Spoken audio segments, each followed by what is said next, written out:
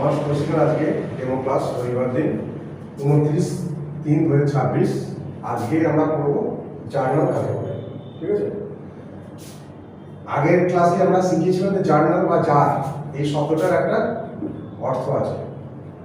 এর মানেটা কি কি বলেছিলাম আগের সপ্তাহে? কিন্তু বলা হয়েছে যেখানে সবকিছু স্টোর করে রাখা হবে একটা জার, জার। আমরা সমস্ত হিসাবপত্র লিখে রাখি, তাকে জার্নাল।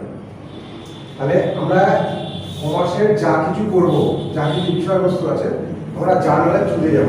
প্রথমে জার্নাল করব, তারপর সেখান থেকে আমরা লেজার করব। ঠিক আছে, তারপর সেখান থেকে আমাদের কি আসবে? ব্যালেন্স আসবে। ব্যালেন্স আসবে। কি কি ব্যালেন্স আসতে পারে? ক্রেডিট ব্যালেন্স আসতে পারে অথবা ডেবিট ব্যালেন্স আসতে পারে। যেটা যেমন হবে সেটা তেমন হবে। কি করে আসছে, কেন আসছে সেটা পরে দেখা যাবে। তাহলে প্রথমে যদি জার্নাল যাই, জার্নাল করতে গেলে আমাদের প্রথমে কি করতে হবে? Transaction. 1 number transaction, started business with rupees 50,000 টাকা দিয়ে একটা বিজনেস স্টার্ট করা হলো। এর জার্নাল কি হবে? Capital account to cash account. জোরে বলো।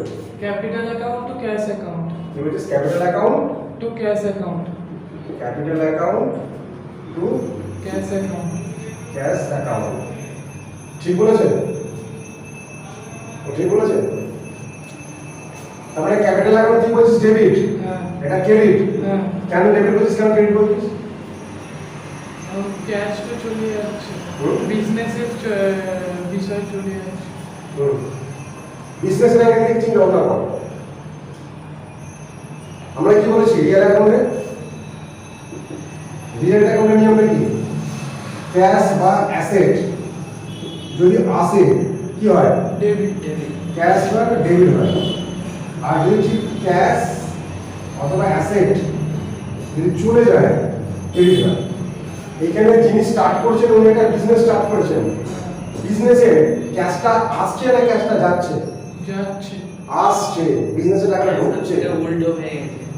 টাকাটা বিজনেসে ঢুকছে, তাহলে কি হবে? ক্যাশ আসছে, তাহলে এটা হবে কি? Cash account debit to capital.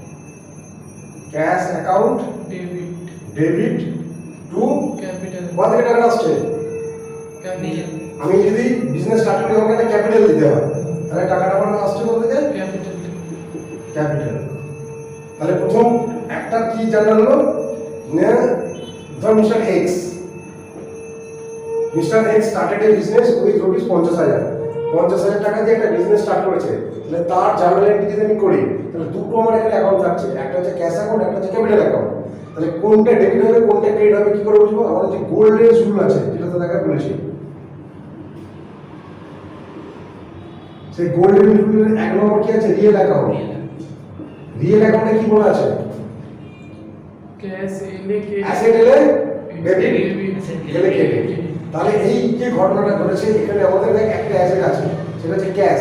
ক্যাশটা কি করেছে? বিজনেসে ইন করছে, ঢুকছে, এই জন্য ক্যাশটা ডেবিট হচ্ছে। কোথা থেকে টাকাটা আসছে? ক্যাপিটাল থেকে আসছে, ক্যাপিটাল ক্রেডিট। ক্লিয়ার এটা?